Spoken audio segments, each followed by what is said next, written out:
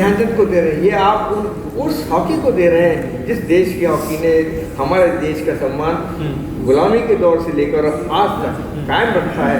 आज भी हम भले ही ब्रॉन्ज मेडल जीत कर आए, उम्मीद हम सब गोल्ड की करते हैं, लेकिन वो उम्मीद हमारी कायम है। तो इसको देखते हुए उस बेसिक इंसान को जिसने ध्यान सिंह और ध्यानचंद हॉकी खिलाड़ी, हॉकी जादूगर और दुनिया के अंदर अनबीटन रिकॉर्ड आज भी उनका चल रहा है। Man of the movement mister Ashok Dhyanchand हमारे साथ है। सर पहले तो बहुत स्वागत है आपका। आप बहुत बहुत शुक्रिया। दिल्ली के बाद आज चेन्नई में मुलाकात हो रही है आपसे। तो देखिए पीछे आज हम एसओजी ग्रैंड सीरीज पर मिल रहे हैं। बिल्कुल। सबसे पहले तो मैं ये जानना चाहूँगा कि एक hockey player, hockey expert, hockey background में रहने वाला इंसान ये एसओजी सीरीज तक कैसे आ गया भाई? क्या मोटिवेशन रही?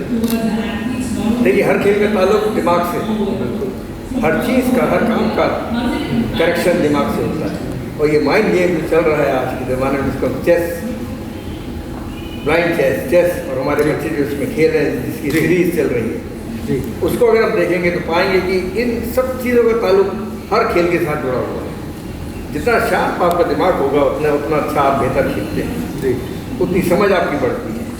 और मुझे बेहद खुशी है कि master series, SOG master series mind game का जो फाइनल है वो आज चेन्नई में हो रहा है। इसके पहले दोनों टूर्नामेंट हमारे हुए हैं अलग अलग जगहों पर, जिसमें प्लेयर सेलेक्ट होने के बाद अब उनका ये एक बहुत बड़ा टूर्नामेंट जो फाइनल वो आज चेन्नई में खेला जा रहा है। और चेन्नई का नाम जब मैं लेता हूँ तो मुझे अपने मैचेस भी याद आते हैं जब हम खेला करते थे मद्रास के चपक स्टेडियम में ग्राउंड बनता था हमारा हॉकी का, उसी मैदान के ऊपर वहाँ पर हम खेलते थे। एगमोर स्टेडियम में हम खेलते थे। ये सब चीज़ें जुड़ी हुई हैं।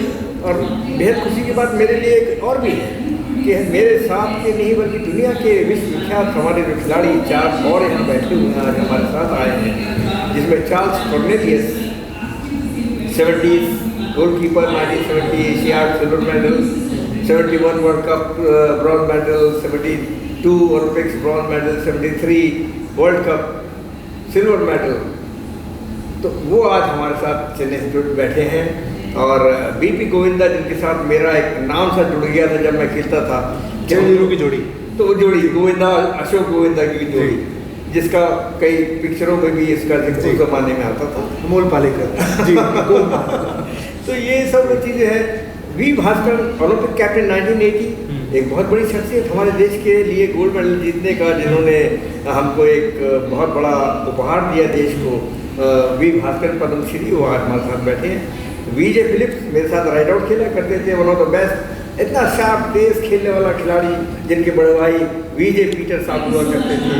उनकी फैमिली के सारे मेंबर्स हॉकी खेलते हैं। तो आज वो सवाल यहाँ मौजूद है, जिनको देखकर से बेहद खुशी हुई है। सर बीइंग लेकिन हॉकी प्लेयर, मैं जानना चाहूँगा कि आउटडोर स्पोर्ट है, फिजिकल एक्टिविटी ज़्यादा है, माइंड गेम की जब बात आती है, इस गेम को जब आपने पहली बार बड़े करीब से देखा तो आपका एक्सपीरियंस क्या था? फॉर एग्जाम्पल अगर आप चेस देखने गए, क्योंकि हमारा तो शरीर पे दौड़ रहा होता है ना।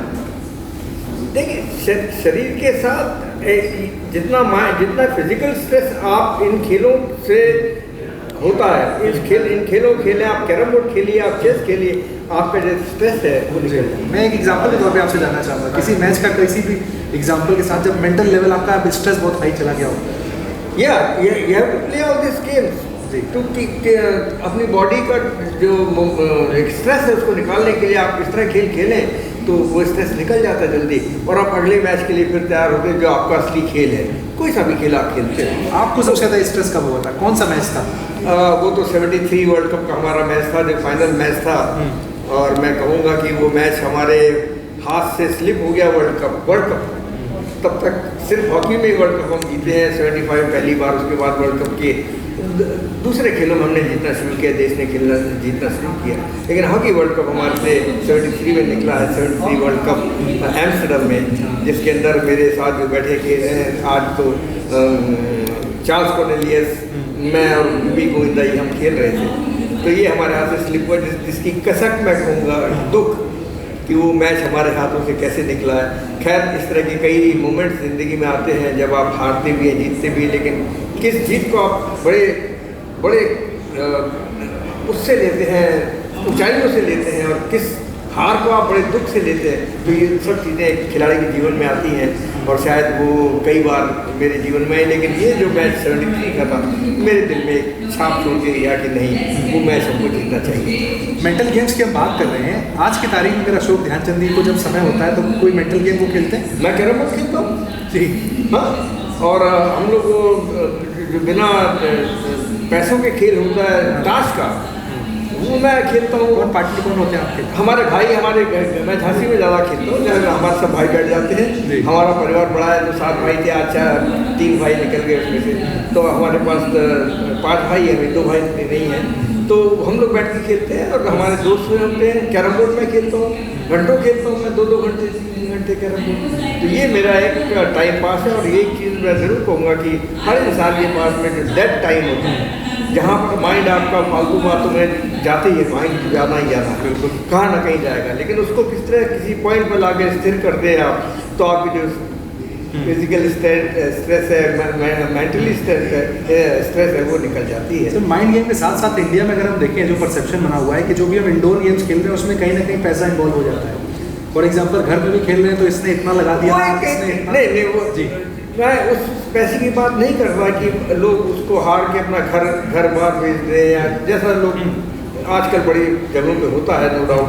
क्या क्रिकेट में हमारा जो बैटिंग चल रही है वो भी उसी में है, जिसको रोकना चाहिए। उसको लीगल करने की मांग हो रही है कि लीगल करने हाँ, क्योंकि इतना वर्ल्ड में तो है लीगल, वर्ल्ड में लीगल है, तो हम चोरी छुपे जो करते हैं उसको एक पॉइंट पे आके रखते हैं। हाँ, घर में जो खेलते हैं वो एक छोटा सा मोमेंट एक होता ना, सिंबॉलिक कि भाई आज मैं 10 रुपये जीत दिया, आज मैं 20 रुपये जीत दिया, एक खुशी सी होती है, तो वो चीज़ होती है। बस खाली उतने तक ही सीमित रहना चाहिए, क्योंकि पैसा कमाया जाता है, गवाया नहीं जाता। यहाँ पर लेकिन जब मैं आया यहाँ पर चेन्नई में, जब एसओजी के इवेंट में आकर रमी का इवेंट भी देखा, वहाँ पर जो लोग खेल रहे थे, एक साफ सुथरी पारदर्शिता देखने को मिली कि यहाँ पर ज़बरदस्ती का कोई पैसा नहीं रखा गया है अट्रैक्ट करने के लिए कि आइए इतना पैसा देंगे तब आप खेलेंगे। इसके लिए सारा जो माइंड कहते हैं, माइंड बिहाइंड द, वो है नंदन झा साहब, इसमें कोई शक नहीं है। उनकी जो टीम है, उस टीम ने एक तहलका मचा दिया देश के अंदर। मेरे ख्याल से 1 साल के अंदर, इस 1 साल के अंदर आज हमें इतने बड़े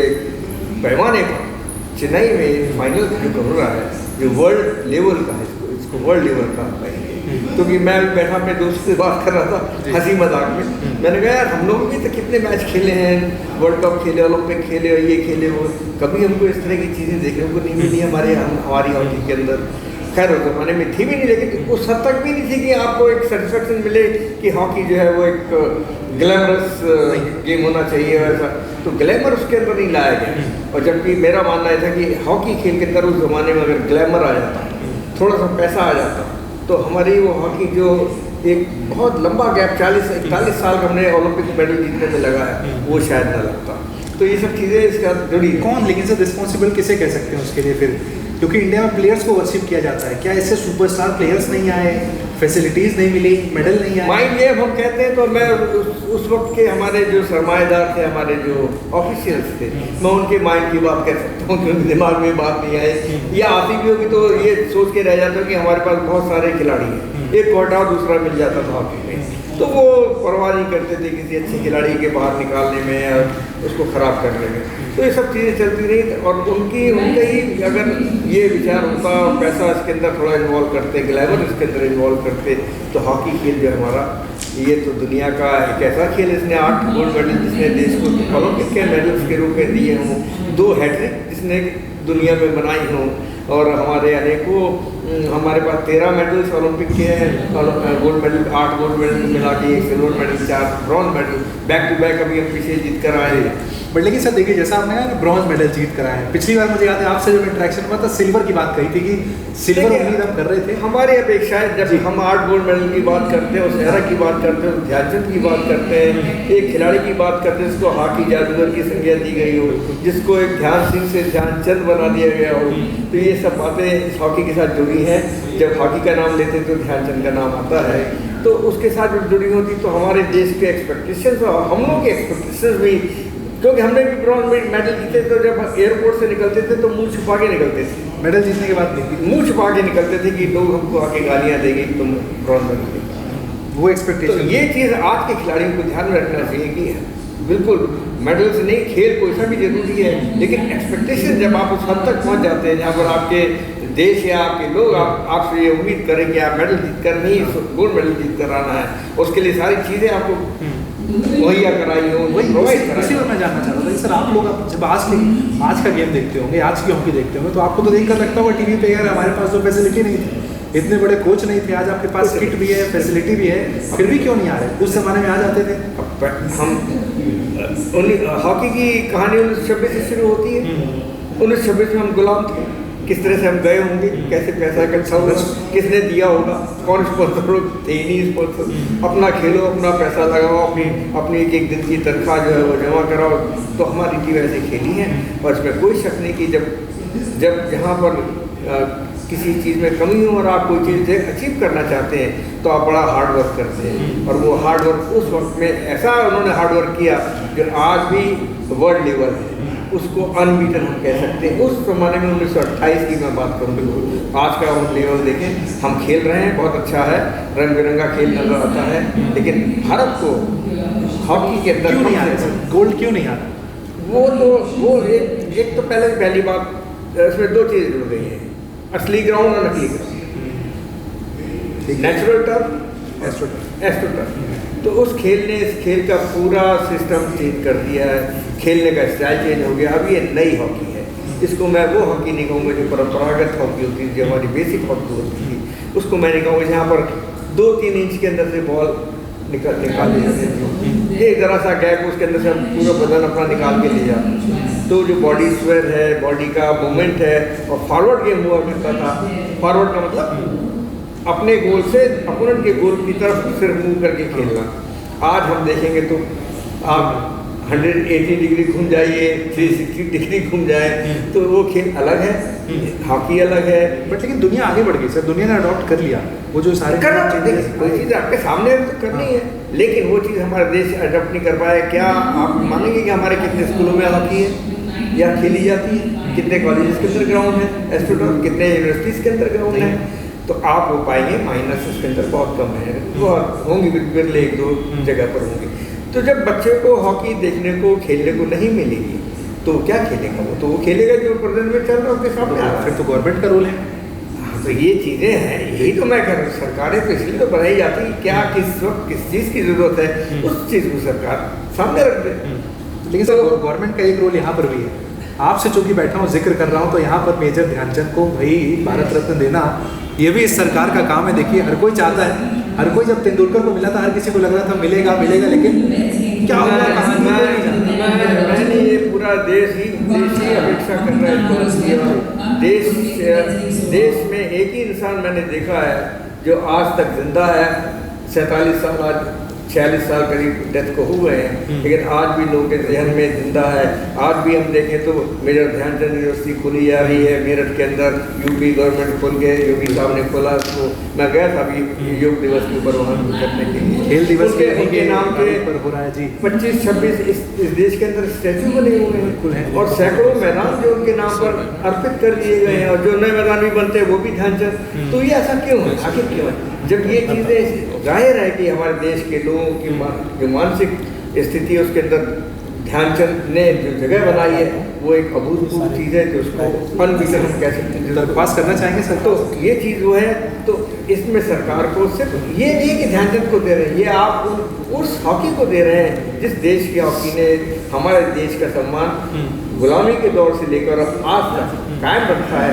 आज भी हम भले ही ब्रॉन्ज मेडल जीत कर आए, उम्मीद हम सब गोल्ड की करते हैं, लेकिन वो उम्मीद हमारी कायम है। तो इसको देखते हुए उस बेसिक इंसान को जिसने ध्यान सिंह और ध्यानचंद हॉकी खिलाड़ी, हॉकी जादूगर, और दुनिया के अंदर अनबीटन रिकॉर्ड आज भी उनका चल रहा है गोल के मामले में। इंटरनेशनल गोल देखिए तो 565 गोल उनके हमारे इंटरनेशनल को मारे हुए हैं। तो गाँव में अगर बच्चे अभी भी हॉकी लेकर निकले तो लोग कहते हैं ध्यानचंद जी। तो इस चीज़ क्यों नहीं मिल रहा? कुछ कहना चाहेंगे, अपील करना चाहेंगे आप?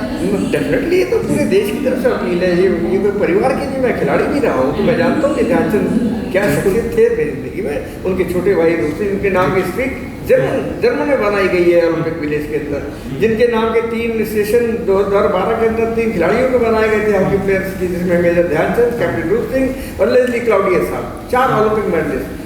लेकिन उनके नाम मेट्रो स्टेशन के नाम पर रखे गए, लंदन ब्रिटिश गवर्नमेंट। तो ये सब चीज़ें उसके उस कारनामों को जाहिर करती है कि इस इंसान ने इस देश की हॉकी के लिए, जिसने हिटलर को बोल दिया था कि नहीं मैं तुम्हारे देश के लिए नहीं खेलूंगा, मैं अपने देश के लिए खेलना चाहता हूँ। तो ऐसे लफ्ज़ बहुत बिरले बोले जाते हैं तो ऐसे लोगों की कदर करते हुए मैं चाहूँगा सरकार से ये ध्यानचंद को ये अवार्ड देकर हमारे देश के असंख्य लोगों जो एक दिल में हॉकी बसी हुई है, भले ही आज क्रिकेट हमारा बहुत अच्छा खेल चल रहा है, हमने वर्ल्ड कप भी जीते हैं, लेकिन हॉकी जो है वो फिर भी दिल में बसी। क्रिकेट वालों से भी पूछिए तो वो हॉकी की बात करते हैं कि नहीं हॉकी खेल हमारा। आप देखते हैं क्रिकेट? मैं देखता हूँ, कभी कभी क्रिकेट देखता हूँ, और आजकल तो टीवी के ऊपर तो बड़े अच्छे मैचेस होते हैं तो मैं देखता हूँ। खेल है, कोई सा भी खेल हो। फेवरेट कौन क्रिकेटर सर? हाँ ऑफकोर्स, एक ज़माने में तो अब ये मेरे लिए हर चीज़ एक ऐसी एक दौर होता है। अब मैं कहूँ कि आज के ज़माने में एक मेरा दौर था, एक गोविंदा का दौर था, एक चार्ल्स कॉर्नेलियस का दौर था, तो ये दौर की बात होती है, लेकिन कुछ जो छाप छोड़ जाते हैं अलग सी, उसमें कई नाम जुड़ते हैं क्रिकेट के। ऑफकोर्स मेरे साथ के तो गावस्कर के साथ, लेकिन मैं जो फैन हुआ करता था वो हुआ करता था मैं हमारे जो विकेट कीपर थे पॉली उम्रिगर के साथ में, उनका मैं फैन था। और सलीम ग्रेट नाम। किरमानी के आप पहले? किरमानी तो हमारे मित्र थे, वो बहुत क्लासिक का बड़ा। मॉडर्न क्रिकेट में किसी को देखते हैं आप? रोहित शर्मा, विराट कोहली? हाँ जी, विराट तो जी बड़ी अच्छी क्रिकेट खेल रहे हैं और दुनिया को दिखाया उन्होंने। मॉडर्न हॉकी जब देखते हैं तो हरमनप्रीत जी इनहॉल में, लेकिन वो एक हॉकी ना आजकल आज की हॉकी जो सिर्फ सीमित हो गई है पेनल्टी कॉर्नर्स के ऊपर, आप देखेंगे। नहीं, इसमें मैं श्रीजेश का बहुत बड़ा फैन हूँ। जो काम श्रीजेश करके चले गए, दो लोग हैं। एक श्रीजेश ने हिंदुस्तान की हॉकी को जो एक जगह दिलवाई है वो है श्रीजेश, और जिसने जीतने का क्रम बनाया, मैक्सिमम गोल किए वो हरमनप्रीत सरपंच जी। तो ये जो रिटायरमेंट खल गया सर श्रीजेश का, कहीं ना कहीं लगा जल्दबाजी है, अभी 2 साल खेल सकते थे। नहीं, क्या पॉडकास्ट में बात की, उनसे पूछा तो बड़ी मेहनत होती है हॉकी में आपको नहीं पता कितनी मेहनत करनी पड़ती है। ये 6 महीने 7 महीने कैंप में रहते हैं। कैंप का मतलब क्या, रिगरस ट्रेनिंग है। जैसे आपकी जो कमांडो ट्रेनिंग होती है, इस तरह से हमारी हॉकी की ट्रेनिंग है। तो उसमें अपने आप को ढालना और रखना, उसमें फैमिली प्रॉब्लम्स भी हैं, आप एक इंसान भी हैं, आप तो पारिवारिक जीवन भी है, तो उसको भी देखना, कई चीज़ें होती हैं, जिसकी वजह से मैं समझता हूँ एक सही वक्त पे उसने अपना रिटायरमेंट लिया, एक बहुत अच्छी अपनी छाप छोड़ के गया इस मॉडर्न हॉकी के अंदर, आज की हॉकी के अंदर। तो श्रीजेश जो है वो one of the best player. Harmanpreet ने रिकॉर्ड तोड़ दिया, उसने 9-10 गोल ओलंपिक के अंदर किए, ये मायने रखता है। कभी ऐसा होता है सर कि आप कोई हॉकी मैच देख रहे हैं, आपको कुछ गड़बड़ी लगी, आपने किसी खिलाड़ी को फ़ोन करके कह दिया कि भाई तुम्हारे सीनियर होने के नाते ये गलत कर रहे हो तुम, ऐसा कुछ? क्या होता है कि देखिए, जो भी आपका सक्सेसर आता है या जो प्रेजेंट में खेल रहे हैं, तो अपने से पुराने को वो समझते हैं कि ये तो खेल चुके हैं, ये खेल चुके नहीं है, ये मानसिकता है। तो आप किसी को कुछ एडवाइस करो तो लगता है थोड़ा सा कि गलत काम हो रहा है, जबकि वो एडवाइस आपकी बेहतरी के लिए होती है। अगर कोई कुछ टिप्स, और यही टिप्स होती हैं एक खिलाड़ी को जो महान बनाती हैं।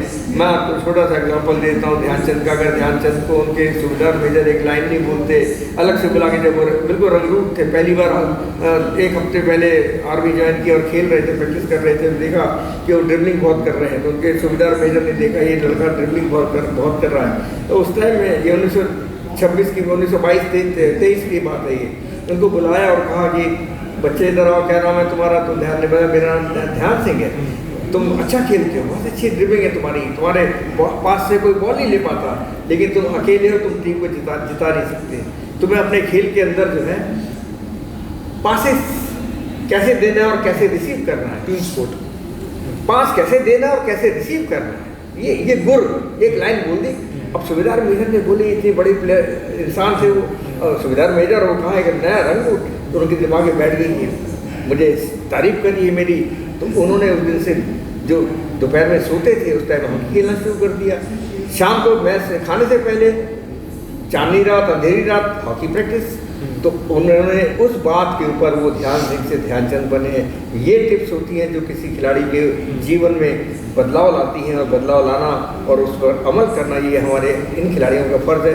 एक खिलाड़ी मैं ज़रूर कहूँगा जो हमेशा जब जाता है बाहर खेलने के लिए, जो प्रेजेंट में खेल रहा है, और जिसको मैं कहूँ कि मुझे भी थोड़ा सा प्राइड होता है इस बात का कि मेरे अंडर में ट्रेनिंग उसने ली, वो सागर, हमारा जो विवेक सागर एक बच्चा है, वो जब भी जाता तो मुझे फ़ोन करता है कि सर मैं आज खेलने जा रहा हूँ वर्ल्ड कप, आज मैं यहाँ जा रहा हूँ, मुझे क्या कहना है। तो मैं उसको 2 लाइन अपने तरीके से बोल देता हूँ और वो उसे अमल करता है, और वो आज कहाँ से कहाँ पहुँच गया, हमारी टीम के लिए हेल्पफुल प्लेयर है, एक सदाऊ प्लेयर। ये सब एक आशीर्वाद कह लीजिए या उसकी खुद की पर्सनैलिटी को ऊपर उठाने में जो ये बातें आती हैं उसको आप खेलें। तो क्या हम ऑफिशियल रोल में भी देख सकते हैं अशोक सर को आगे चलकर हॉकी में फिलहाल? नहीं, अब टाइम तो हो गया, करने को तो बहुत कुछ डिलीवर किया जा सकता है, क्योंकि पॉजिटिव नोट पर कह रहे हैं आप? मैं बिल्कुल कहता हूँ ये बहुत कुछ डिलीवर किया जा सकता है। आप रेडी हैं? तो उसके लिए कोई हॉकी के लिए मनाही कौन कर सकता है? तो जीवन है हमारा, इसने हमको यहाँ तक खड़ा किया कि आज मैं चेन्नई में इस प्रोग्राम में मौजूद हूँ, जिसको कि हमारे नंदन झा साहब ने आयोजित किया है बहुत बड़े पैमाने पर, और उन्होंने मुझे इस काबिल समझा कि वो यहाँ पर इसमें जोड़े मुझे, और उनकी बदौलत पर आज यहाँ मौजूद। चलिए साहब, देखिए सर ने यहाँ पर साफ कह दिया है कि मैं अवेलेबल हूँ, मैं रेडी हूँ हॉकी के लिए।